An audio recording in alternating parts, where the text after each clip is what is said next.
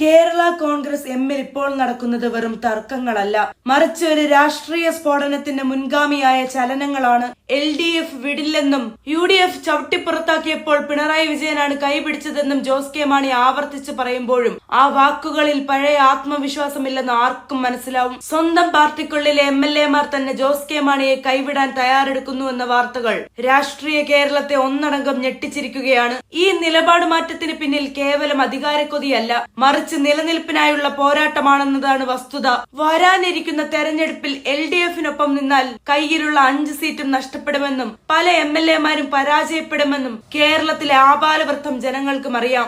ഈ സത്യം ജോസ് കെ മാണിക്ക് മനസ്സിലാകാഞ്ഞിട്ടല്ല, മറിച്ച് അദ്ദേഹത്തെ തളച്ചിട്ടിരിക്കുന്ന ചില അദൃശ്യ ശക്തികൾ പാർട്ടിക്കുള്ളിൽ തന്നെയുണ്ട്. പ്രധാനമായും മന്ത്രി റോഷി അഗസ്റ്റിന്റെ പിടിവാശിയാണ് പാർട്ടിയെ LDF-ൽ തന്നെ തളച്ചിടുന്നത്.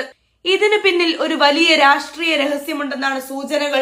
റോഷി അഗസ്റ്റിന്റെ വ്യക്തിപരമായോ അല്ലെങ്കിൽ പാർട്ടിയുമായി ബന്ധപ്പെട്ടോ ഉള്ള അതിനിഗൂഢമായ ഒരു ഫയൽ CPM-ന്റെ പക്കൽ ഇരിപ്പുണ്ട്. ആ ഫയൽ പുറത്തെടുത്തു കാട്ടി മന്ത്രി വാസവൻ ഭീഷണിപ്പെടുത്തിയതോടെ റോഷി അഗസ്റ്റിൻ മുട്ടുമടക്കിയെന്നാണ് രാഷ്ട്രീയ വൃത്തങ്ങൾ പോലും പറയുന്നത്.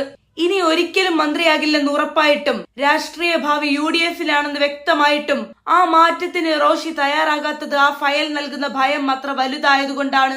ഒരു കാലത്ത് KM മാണി സാറിനും കുടുംബത്തിനുമെതിരെ നോട്ടെണ്ണുന്ന യന്ത്രമെന്ന ആരോപണം ഉന്നയിച്ച അതേ CPM-ന്റെ കാൽക്കൽ പാർട്ടിയെ പണയം വെക്കുന്നതിലെ വൈരുദ്ധ്യം അണികൾക്കിടയിൽ വലിയ പ്രതിഷേധത്തിന് കാരണമാകുന്നുണ്ട്. ഈ സാഹചര്യത്തിലാണ് ചില MLA-മാർ ഒരു രാഷ്ട്രീയ ആത്മഹത്യക്ക് തയ്യാറല്ലെന്ന സൂചനകൾ നൽകുന്നത്. അതിൽ പ്രധാനികൾ ചങ്ങനാശ്ശേരി MLA ജോബ് മൈക്കിളും പൂഞ്ഞാർ MLA സെബാസ്റ്റ്യൻ കുളത്തുങ്കലുമാണ്.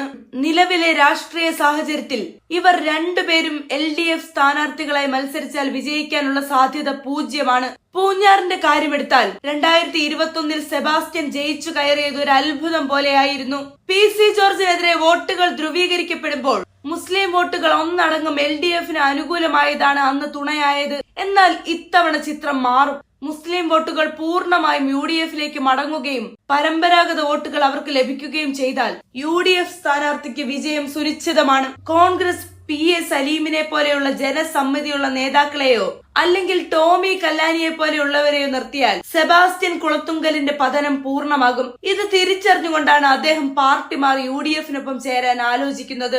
സമാനമായ അവസ്ഥ തന്നെയാണ് ചങ്ങനാശ്ശേരിയിലും നിലനിൽക്കുന്നത്. കഴിഞ്ഞ തവണ തീരെ ദുർബലനായ ഒരു സ്ഥാനാർത്ഥിയെ നേരിട്ടിട്ടും വെറും 6000 വോട്ടുകൾക്ക് മാത്രമാണ് ജോബ് മൈക്കിൾ രക്ഷപ്പെട്ടത്. UDF നേരിട്ട് ഏറ്റെടുത്താലോ അല്ലെങ്കിൽ ജോസഫ് വിഭാഗം ശക്തനായ ഒരു സ്ഥാനാർത്ഥിയെ നിർത്തിയാലോ നായർ ക്രൈസ്തവ വോട്ടുകളുടെ പിന്തുണയോടെ മണ്ഡലം തിരിച്ചുപിടിക്കാൻ അവർക്ക് എളുപ്പമാകും. ഈ അപകടം മുന്നിൽ കണ്ട് ജോബ് മൈക്കിളും മനസ്സുകൊണ്ട് UDF-നോട് അടുത്തു കഴിഞ്ഞു.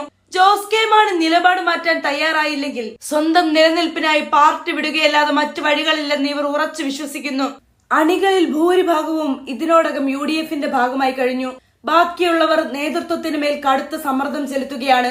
എല്ലാം ഒത്തുവന്നാൽ ഈ MLA-മാർ പാർട്ടി വിടുമെന്നും അല്ലാത്ത പക്ഷം കനത്ത തോൽവി ഏറ്റുവാങ്ങേണ്ടി വരുമെന്നും ഉറപ്പാണ്.